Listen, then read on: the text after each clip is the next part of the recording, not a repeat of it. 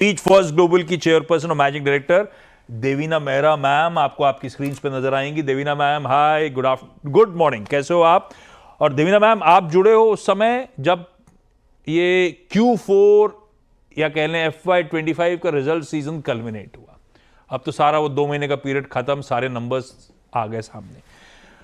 हिंदुस्तान के बाजारों का मूड बिगड़ा ही था जब इंडिया इंक की परफॉर्मेंस गड़बड़ाई थी सितंबर क्वार्टर में। एकदम से आउट ऑफ द बॉक्स इस तरह का स्लो डाउन आया था। उसके बाद ग्रोथ लौटी नहीं ढंग से पटरी पे। क्या आकलन है आपका Q4 के नंबर्स, इंडिया इंक के ओवरऑल परफॉर्मेंस का, किस हद तक हम वापस पटरी पे आ पाए? Good morning. और जहां तक रिजल्ट्स का सवाल है, एक्सपेक्टेशन से तो कुछ अधिकतर कंपनियों ने अच्छा ही किया है। इस बार तो एक्सपेक्टेशन पहले से ही थोड़ा कम हो गई थी। और जहां तक आपने पिछले साल की बात की है, तो वो कंजम्पशन स्लो डाउन की बात हमने करनी शुरू की जब सितंबर में के बाद बाजार ने गिरना शुरू किया। लेकिन कंजम्पशन में जो गिरावट आई थी कंजम्पशन के ग्रोथ रेट में, वो तो एक्चुअली फाइनेंशियल ईयर 23-24 में आई थी। उस साल जो जीडीपी में प्राइवेट कंजम्पशन का ग्रोथ नंबर था, वो 21 साल में सबसे कम था। और इस साल मतलब जो अभी साल खत्म हुआ है 24-25 में, तो वो बढ़ा ही है। तो और बाकी भी अगर आप पूरी अर्थव्यवस्था को देखें, तो ओवरऑल तो जितने भी समाचार आ रहे हैं वो अब तो पहले से तो बेहतर ही है। जीडीपी का नंबर भी आया, इन्फ्लेशन पहले से कम हो गई है। तो इसका मतलब आरबीआई के पास भी अब अगर रेट काटने हैं तो वो मुंह है, क्योंकि पहले 6 महीने पहले स्थिति थोड़ी भिन्न थी जब इन्फ्लेशन ऊपर ही थी। अब खास करके खाद्य पदार्थों की इन्फ्लेशन, मुद्रास्फीति कम हो गई है, जिसके कारण अब भारतीय जो उपभोक्ता है उसको भी और आरबीआई को भी एक तरह से थोड़ा सांस लेने की जगह मिली है। तो ओवरऑल मैक्रो इंडिकेटर तो पहले से बेहतर ही है। ये सच है। जीडीपी का आंकड़ा Q4 का पॉजिटिव सरप्राइज था, स्ट्रीट एक्सपेक्टेशन से बेहतर आए।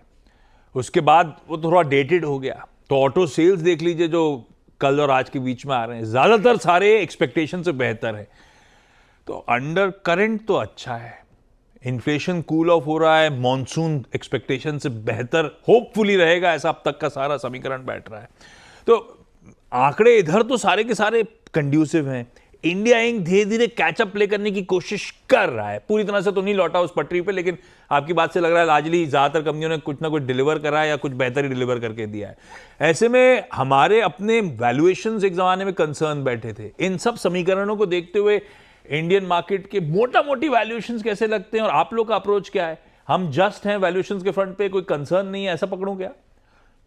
देखिए, एक चीज और भी जो भारत के लिए और इंडिया इंक के लिए भी अच्छी हुई है, वो है क्रूड ऑयल का दाम। तो कच्चे तेल का दाम गिरा है, और कच्चे तेल के कारण फिर बहुत सारे डाउनस्ट्रीम पेट्रोकेमिकल्स होते हैं। आप एफएमसीजी की बात थोड़ा समय पहले कर रहे थे, तो एफएमसीजी में भी काफी सारे पेट्रोकेमिकल इनपुट्स इस्तेमाल होते हैं, और भी बहुत सारी इंडस्ट्रीज में होते हैं। तो वो भी एक और चीज है जिससे आने वाले तिमाहियों में थोड़ा फायदा होगा रिजल्ट्स में भी। और जहां तक वैल्यूएशन का सवाल है, देखिए वैल्यूएशन कभी भी इंडेक्स लेवल पे देखने का बहुत फायदा नहीं होता है, क्योंकि वो उसमें 1, 2, 3, 4 कंपनी के कारण वो इधर का उधर होता रहता है। और दूसरी बात ये भी है कि हम बोलते हैं कि इतिहास में देखें तो ये वैल्यूएशन था निफ्टी का या सेंसेक्स का या जिस भी इंडेक्स का। लेकिन आप वो इंडेक्स को ही देखें तो उसका कॉम्पोजिशन इतना बदल गया है कि आप पहले का जो देख रहे हैं और अब का जो देख रहे हैं, वो उसमें जो कंपनियां हैं और सेक्टर हैं, सब कंपनियां तो फिर भी छोड़ दीजिए, वो बिल्कुल ही अलग है। आप देखिए तो 25 साल पहले इंडेक्स में बैंक्स और फाइनेंशियल्स थे ही नहीं, और अब वो सबसे बड़ा वेट है। या आप अगेन उतने साल पहले जाए तो उसमें पीएसयू बहुत सारे थे, सेंसेक्स में भरे हुए थे पीएसयू। फिर बीच में ऐसा समय आया कि लगा पीएसयूज की तो जैसे है ही नहीं लिस्टेड कंपनी। तो ये सब बहुत बदलता रहता है। और सेक्टोरली जब मार्केट पीक पर भी था, तब भी देखा था कि सेक्टोरली ठीक है, पी बहुत कम कि उसमें नहीं था, लेकिन ऐसा भी नहीं था कि बिल्कुल एक्सट्रीम लेवल पे हो, अगर आप इंडस्ट्री बाय इंडस्ट्री देखते। तो वो मेरे लिए बहुत बड़ा कंसर्न तो कभी नहीं था। और मैं अभी देख भी रही थी, क्योंकि फरवरी में मेरी किताब आई थी, तो उस समय 2-3 पॉडकास्ट किए थे। तो उसमें मैंने देखा कि मैंने सब जगह यही बोला था कि अगर आप करेक्शन का इंतजार कर रहे थे निवेश करने के लिए, तो अब आपने निवेश किया क्या। तो फरवरी से अब तक तो उस समय 22,000 के रेंज में था बाजार, वहां से आपको मालूम है ऊपर आया। तो उतना बड़ा कंसर्न मेरे लिए ना कभी वैल्यूएशन थी, ना बाजार की लेवल थी। और उसका कारण एक ये है कि 2010 से 20 के दशक में हमको रिटर्न नहीं मिला इक्विटी मार्केट से। आपको मोटा मोटा फिक्स डिपॉजिट वाला ही रिटर्न मिला पूरे 10 साल। डॉलर में आपका रिटर्न ही नहीं आया, जीरो के करीब ही था रिटर्न। तो उसके बाद से आपके पास वो उतना जगह बनी कि बाजार उतना चल सका। देखा, समय पे किताब पढ़ लेने का जैसी आए कितना जरूरी होता है। अच्छा अच्छा, देवीना मैम, एक इशू नहीं, मई के किताब मंथ के में। लिए नहीं, किताब तो अभी भी आप पढ़ सकते हैं, लेकिन मैंने कहा कि उस समय जब, क्योंकि वो आई थी आई थिंक 30 या 31 जनवरी को, तो फरवरी में उसके लॉन्च के आसपास थोड़े पॉडकास्ट किए थे, तो मैं वो हाँ, बिल्कुल ठीक है। अच्छा, एक देवीना मैम इशू और था, मैं कंसर्न्स हाईलाइट कर रहा हूं ताकि आपसे पर्सपेक्टिव मिल जाए क्या जी। मायने इसके। मई के मंथ में प्रमोटर्स ने और शेयर होल्डर्स ने बहुत तगड़ा चंक ऑफलोड करा।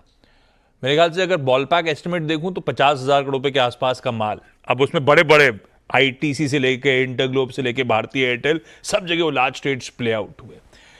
अब लॉजिक कहता है कि हायर लेवल्स पे इन्फॉर्म्ड लोग एग्जिट कर रहे हैं, इसका मतलब उनको लग रहा है कि वैल्यूएशन जस्ट है, इससे ज्यादा बियॉन्ड स्ट्रेच ना करके यहां पे माल छोड़ देना चाहिए। पर ऐसी सिनेरियो पेंट हुआ था कुछ समय पहले जब खूब एग्रेसिव सेलिंग हुई थी, उसके बाद भी बाजार, इवन जहां लार्ज ट्रेड हो रहे थे उसमें भी स्टॉक्स फट रहे थे, बाजार खूब चला। मैं लॉजिक के साथ जाऊं या बिहेवियर कैसा, मैं इसको कैसे रीड करूं? 50,000 60,000 करोड़ रुपए के सारे इन्फॉर्म इन्वेस्टर माल छोड़ रहे हैं, हमको चुपका रहे हैं लिटरली, ऐसा मान के चलूं?